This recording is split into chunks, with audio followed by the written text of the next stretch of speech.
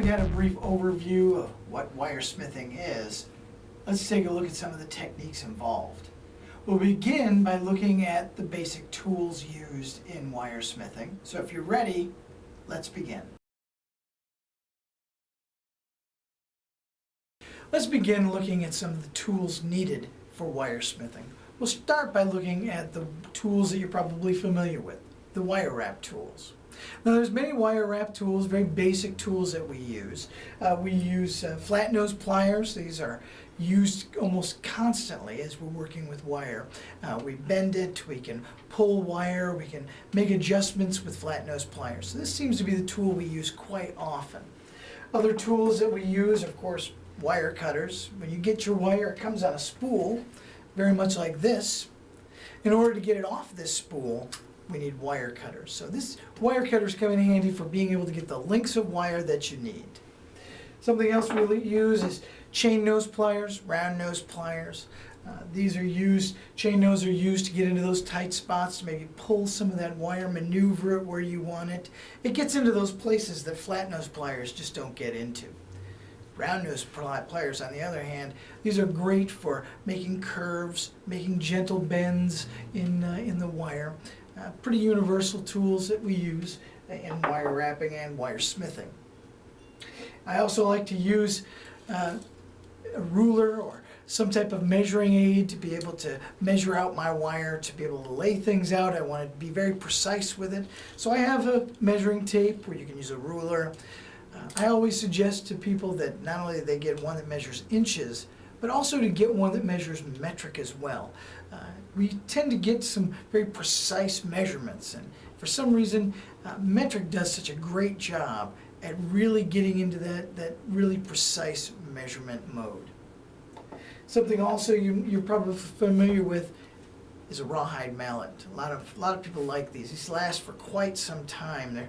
This one, I've had this for several years.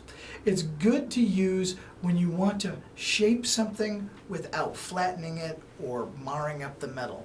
So I always use this rawhide mallet to be able to maybe do ring shanks, or to make those nice tight bends in a bracelet band. Something else I like to use is painter's tape. I go through tons of this stuff. I love it. It's great for holding things together. If you've got several strands of wire that you want to hold together firmly so that you can do the work on it, maybe wrap or mark out where you're going to be making those wraps, painter's tape is great. Use a little bit of this, holds each end of the wire bundle together, then you can make all those adjustments and measurements. So keep some of this stuff handy. It works great, and it doesn't leave any residue when you remove it. It's a very light residue, can come right off it just by wiping off the metal. Of course, we will be making rings. If you're going to do any rings, this is a ring mandrel. I like to use a steel ring mandrel because it gives some resistance as you're shaping it. A wooden one will do the same thing. Never use a plastic ring mandrel. Those are only used for maybe checking sizes, not for doing any work like we're going to be doing when we make rings. So good steel ring mandrel works great. To look at a couple of the wiresmithing tools we might need to get familiar with, something we'll be using is a chasing hammer. Now, a chasing hammer has two heads to it. It's got this wide head on it that's used to flatten the metal. It stretches the metal as we hammer it. And then it's got this small ball peen side. Once you've flattened it with the wide side of the hammer, you can turn the hammer over and hammer with this small ball peen side to add texture to the metal that you've just flattened. Now this tool works great with a bench block. You have to have the bench block. A bench block will give you the resistance against the metal to be able to flatten it. I never like to do anything on my work surface so that I add a dent into my work surface. So to do that, I like to use a chasing hammer and a bench block together. Now, if you're planning on doing any heating of your metal, you're going to need some type of a torch. Now, this torch here is a micro torch. It's a little torch, gives you a little flame. It doesn't create a lot of heat, so it's better in smaller gauge wire, something under maybe a 16 gauge and smaller. Anything larger than a 16 gauge, you're going to need something hotter. This is a butane torch. If you want a hotter flame, you might want to work up to maybe a propane torch.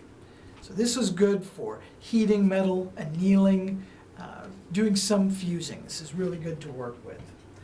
With that, we're going to be using tweezers. Never, ever, ever, ever, ever, ever, ever pick up hot metal with your hands. In order to quench hot metal, you're going to need tweezers. And these aren't the tweezers that you pull a splinter out of your finger with. These are designed in such a way as they have a long jaws on them to keep your fingers away from the heat. They also have wood right here on the handle so that it helps insulate your fingers from any heat. So remember, don't ever pick up wire that you've heated with your bare hands. Always use a pair of tweezers. So these are good to keep around.